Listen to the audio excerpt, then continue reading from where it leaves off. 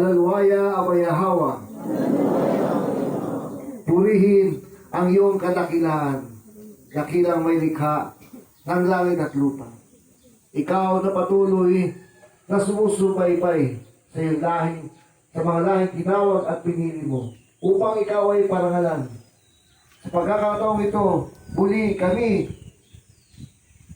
ay humahanga sa iyong kabutihan, sa iyong pagmamahal, sa lahat ng ginagawa mo na mabuti. Hindi mo namin alam, dakila Abayahawa, sapagkat ikaw ay makapangyarihan, ikaw ay mapagtagumpay, ikaw noon, ngayon at magpakailanman, at hindi ka nagbabago. Salamat sa lahat ng provision mo sa amin upang magawa namin ang iyong mga inuutos. At salamat sa iyong mga pangako, sa iyong pagmamahal at pag-iingat sa bawat isa sa amin. Dalangin namin na ingatan niyo po ang lahat ng namumuno at lahat ng sakop ng iyong kaharian sa oras na ito. Magliwanag ka sa aming buhay, magmula sa lugar na ito, magmula sa aming sarili.